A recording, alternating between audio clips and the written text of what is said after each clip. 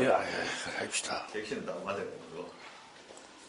아산관련 구슬 자료 수집 사업. 오늘은 전 현대중공업 플랜트 사업 본부장 겸 부사장을 임명하신 장명호 선생님 모시고 인터뷰를 좀 진행하도록 하겠습니다. 오늘 날짜는 11월 26일 오후 4시입니다. 일단 얘기 편하기 위해서 이제 구술자, 전 면남자, 우리 아산정중은 창업자 이런 식으로 정리하고 진행하도록 하겠습니다. 예. 먼저 구술자의 개인생에 대해서 몇 가지 여쭤보겠습니다. 예. 생년월일하고 예. 고향을 좀 구체적으로 말씀해 주시죠. 나는 44년생입니다. 예. 44년 10월생, 10월 18일생인데 예. 저는 그 경남 남해에서 태어났어요. 예. 그래서 나는 너한테 옛날에 내가 삼성에도 근무를 했거든요. 예. 삼성 상무할 때 이병철 회장님실 옆에 있는 삼성중공업 회장 테이블 위에 고등학교 출신 고등학교까지가 이렇게 회의 탁자에 붙어 있어요. 명단에. 그게 남해 농고 이렇게 되어 있습니다. 예. 저는 시골에서 예. 농고등학교를 나왔어요. 예. 그럼 우리 구술자의 가족 관계 예. 몇남 몇녀? 제가요. 형제들. 예. 저는 삼남 일녀 중에 장남인데. 아, 장남. 예. 그럼 어릴 때 가정 형편은 좀 어땠습니까? 그때 뭐 다 시골이 똑같지 않습니까? 뭐 못 살았다, 어렵다, 이래 해봐야 소용이 별로 없고. 나는 부친이 그 면사무소에 다니셨는데, 예. 고등학교 졸업하고 대학을 못 갈 형편이 돼서 놀았어요. 시골에서 나무하고 풀 베고 하는데, 시골 내국민학교에 체육대 하는데, 지방 가족들이 다 모여 있는데 나는 뭐 안 갔죠. 그런데 데리러 갔어요.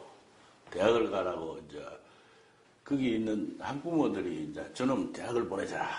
그래가지고 데리러 왔어요. 그래서 내가 데리러 가서 대학을 가게 된 정도로 집안은 전혀 내가 대학 갈 형편이 못 됐어요. 그래서 사관학교를 가려고 그랬는데 제가 고등학교 3학년 봄에 체육 신체 검사에서 내 키가 148cm였어요. 남학생 중에 제일 작은 사람. 그래서 포기하니까 갈 데가 없잖아요. 그래서 막 포기했는데 어쨌든 간에 그래가지고 다음 해 부산대학교 조선문학과를 갔는데 뭐 다 고마운 편이죠.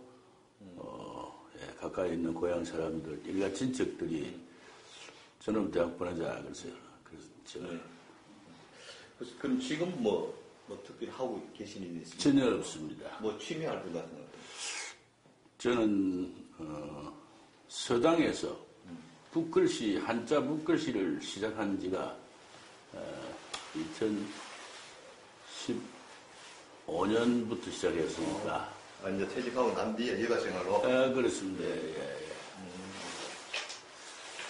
퇴직 후에는 이제 조그마한 조선 기자재 업체에 공무를 한 5년 정도 하고, 그 다음에 현대중공업하고 계열사인 그 현대종합상사에 청도조선이라는 게 있어요. 예. 그 조선소에 문제가 생겨서, 원래는 생일선 회장이 거기 맡았다가 이원 업무 때문에 바빠서 와버리니까, 당시엔 조선 경기가 낮아져가지고 소련배를 10척을 인도를 못해가지고 이제 큰 문제가 생긴 겁니다.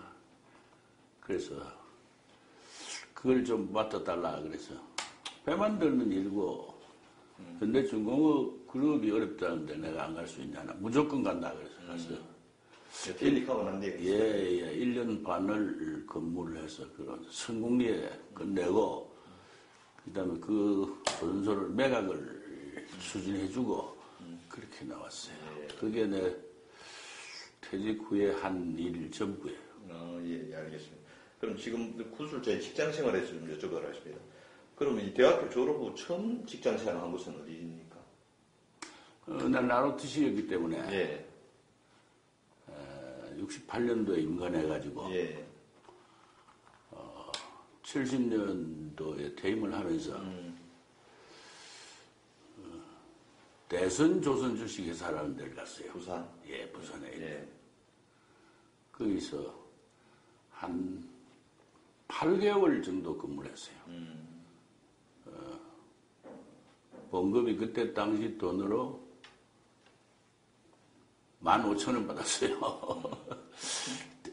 조선공사가 있었는데 조선공사는 파업으로 사업 모집을 안 했어요. 예. 그래서 거기 갔다가 도저히 이제 먹고 살 방법이 없으니까 한국금정이라는 데서 내가 그 보험 사이드에 피해액을 사정해주는 감정사 역할을 했습니다. 감정사직을 맡아서 하고 있다가 73년 1월 1일부로 현대중공업에 들어갔죠. 잡으러 왔어요. 제 동기들은 군대를 안 가고 조선소에 근무를 했기 때문에 네이비 ROTC라는 게 있습니다. 그 출신들은 군대 복무를 안 하니까 5년 정도가 지났으니까 이제 현대중공 건설 조선사업부에 경영사원 모집할 때 들어갔어요.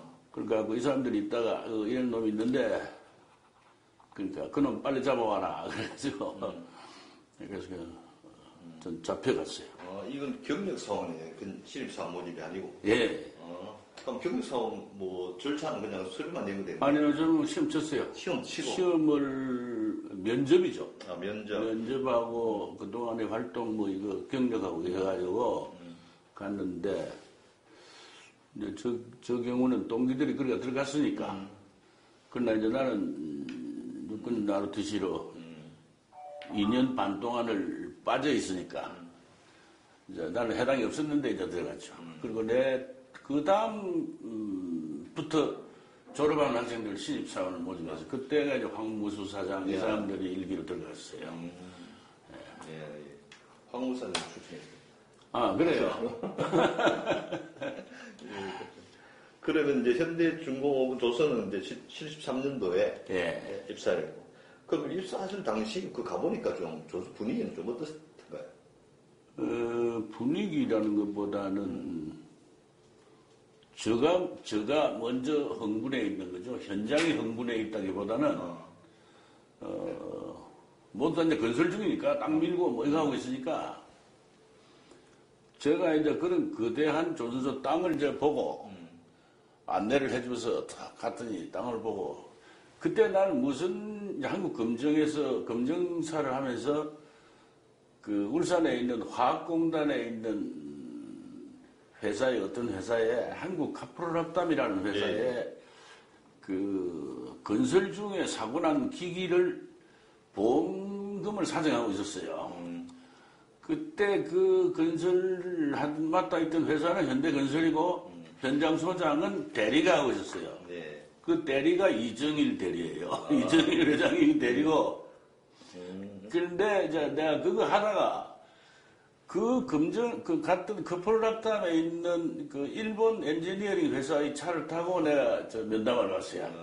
12월 26일 날인가 그때. 막 해가지고 1월 1일부터 근무를 하게 됐어. 근데 그거 가보니까 이제 전에 며칠 전에 왔다 갔으니까 내 스스로가 조선으로 빨리 돌아가야 된다라는 게 이제 강박관념이 있으니까. 조선적이니까. 나도 흥분되고, 현장도 전부 장비고, 뭐, 오히려 그 조선하고 좀 모여있는 본관에 있는 사무실에 있는 사람은 그건 상관없고, 그거는 나는 별 없고, 현장에 그 건설 요원들하고 그 장비가 돌아가고 있는 게 아주 그 흥분스러웠어요. 그러면 이제 거기 딱 와보니까 이게 이제 내 직장이 될 수 있다는 그런 믿음 같은 그럼요. 그건 믿음이 아니고 처음부터 꿈이었죠. 예. 내 전공이니까. 예. 그리고,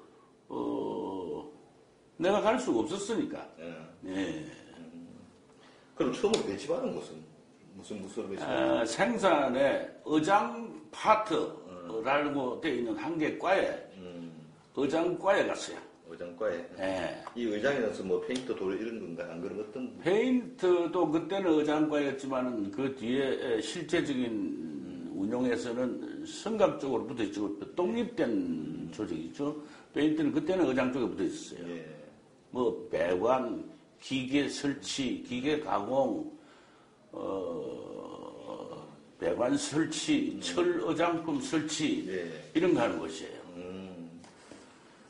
그럼 그 당시는 좀 이게 그 생산 노동자들 말고 어떤 관리직은 인원은 어느 정도쯤 됐습니까?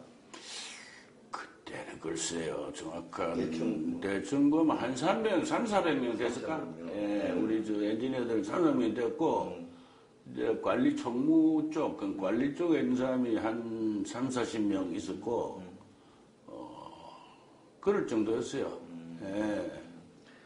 그러면 뭐 그 계속 이제 의장과에서 이 젊을 때 신입사원 시절에는 그렇습니다. 예. 예, 나는 원래는 이제 생각을 하려고 그랬는데, 예. 갔더니 조선 경력 사원들을 선체 쪽만 모아놨기 때문에, 그거는 이제 급하지 않고, 의장 쪽이 아무도 없으니까, 내가 경험이 조금이라도 있으니까 의장을 맡아라. 그래가지고 이쪽을 갔어요. 예. 네, 그게 그만 거진 조선소 생활의 절반 정도가 의장만 하게 된 그런 일이 됐죠. 그런데 이제 우리가 조선소 건설되고 난 뒤에 바로 이제 그 중공과 더불어가지고 배 진수를 바로 이게 시작 1, 2호기는 1, 2호기는 내가 입사한 후에 한 달, 1년 정도 있다가 예. 이제 배를 짓기 시작했죠. 예. 그전에는 나도 이제 의장 공장을 지었으니까 내가. 공장을 짓고. 예, 배관 제작 공장을 짓고, 기계 공장을 짓고, 처리장 공장 짓고 하는데, 거기에 다들 투입됐죠. 현장을 이제, 그 다음에 이제 1, 2호선을 동시에 짓기 시작했죠. 예. 그럼 1, 2호선 동시에 지을 때는 그때 뭐 동시에 짓는다는 소리 들었을 때, 이 과연 가능하다고 좀 믿었는가? 그거는, 아까 내가 대전조선 있을 때, 또 배를 지었을 게, 작긴 작지만은, 신조선을 했기 때문에, 여러분들 혹시 기억하는지 모르겠지만은, 5.16 때 혁명공약을 인쇄한 데가 광명인쇄소라는 데서 혁명공약을 인쇄가 보관했어요. 그러니까 이제 쿠데타 세력의 군부의 것을 보관한 그런데 거기에 사장하던 양반이 뒤에 뭘 했냐면 국가 재건을 위해서 하여튼 국가 산업에 자기가 한 몸 바치겠다 그래가지고 원양업을 했어요. 그게 광명수산이라는 거예요. 예. 그리고 그 광명수산하고 지금 얼마 전까지 무역협회 회장을 하던 김재철 회장이 하는 동원수산, 우리 동원참치 있죠? 예. 동원수산, 그 다음에 한반도 3, 4개사가 참치를 잡아가지고 한 마리도 우리 국내에 안 가져오고 전부 다 사모아에서 미국의 가공회사에 참치를 넘겨주는 이제 순 100% 수출을 위한 배를 만들었어요. 그게 표준선이라는 겁니다.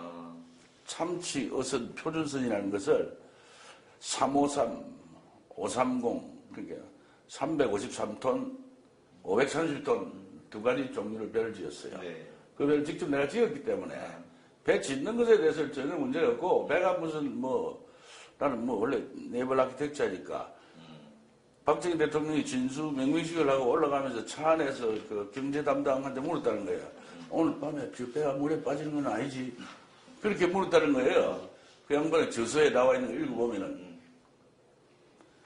그럴 정도로 나는 배에 대해서 그런 문외한은 아니고, 내가 배 공부한 사람이니까.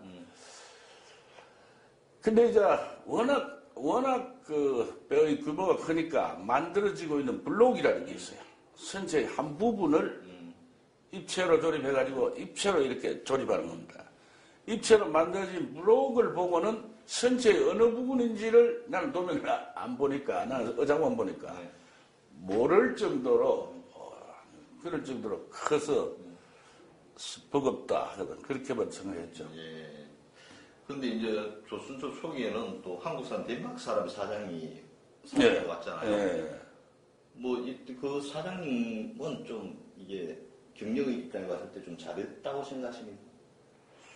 그 양반은 잘못을 평가할 만한, 그건 안 됐다고 생각해요. 왜냐하면은, 액추얼하게 기술적인 문제를 핸들링한 것도 아니고, 액추얼하게 영업을 핸들링한 것도 아니고, 조선소 전체의 편제 또는 업무 네트워크 5사람의 참모를 데리고 왔어요. 예. 생산기획부장이라는 사람이 이제 생산의 조직 업무를 연계하게끔 하는 조직도 짜면서 거기서 업무를 어떻게 연결시킬 건가 하는 기획 업무를 하는 사람하고 기능직 사원을 훈련시키는 훈련소하고 전장 설계를 하는 분하고 5분을 데리고 왔는데 잘 기억나는 사람은 내가 얘기한 지금 한 3사람 정도고 이 사람들을 데리고 현장이 어떻게 돌아가느냐 이렇게 해서 이제 쫙 하는 거죠. 그렇게 해서 만들어가서 그래서 그래도 기존 배를 만들던 사람이 새 조선소를 건설하면서 워낙 이제 우리 한국 현대중공업이 빨리 건설되니까 이 양반이 뭐 불만을 얘기하거나 뭘 빨리 해라든가 뭘 하라든가 이걸 하라든가 이런 게 아니고 그걸 조정하는 일이 더 바쁜 거예요.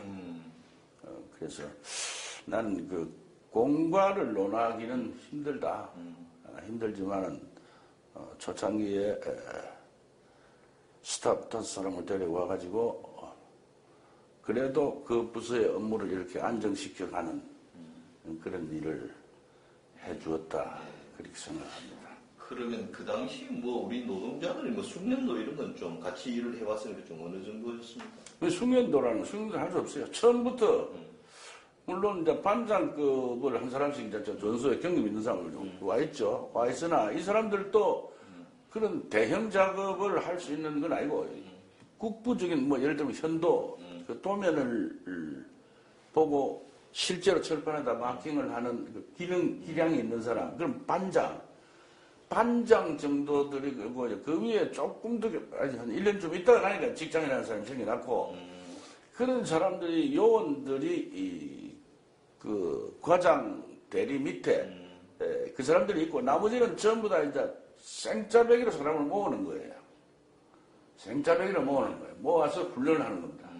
근데 그 나머지 모은 사람들이 2가지 종류인데, 하나는 조공 내지는 노동력으로 많은 사람을 버는 사람은 훈련도 안 시키고 현장 훈련을 시켰고, 고등학교를 지금 공고를 나왔거나 고등학교를 졸업하고 난 젊은 사람들은 훈련소에서 훈련을 시켰어요. 용접, 전기 용접, 절단 또는 철판의 밴딩 또는 가공 이런 훈련을 시키는 과가 한 5개 과 정도 있어가지고 거기서 한 과당 한 30명에서 50명 사이의 인력으로 교육을 시켰어요. 그런데 훈련소 소장은 우리 건설에 있던 사람 오부장이나 그 양반이 하고, 그러나 거기에 이제 아까 했던 스탑 한 사람이 있어가지고 기본적인 요소를 이제 자꾸 지휘해주는 그런 형태로 훈련을 해서 거기에 일기들이 내 밑에 부하로 바로 일할 수 있는 정도로 이제 달라붙은 거죠. 일기들이 예를 들면 내가 가장할 때 이제 이 양반들이 5급 사원으로 처음 명령을 받아요. 그래갖고 2년 있다가는 4급이라는 대졸 신입사원이 4급이니까 4급 사원 하면 반장에 올라가는 겁니다. 그래서 이제 5급 사원으로 받은 사람들을 자꾸 데리고 키워갖고 이 사람들 내 한 과장쯤 됐을 때 이 사람들이 뭘로 올라왔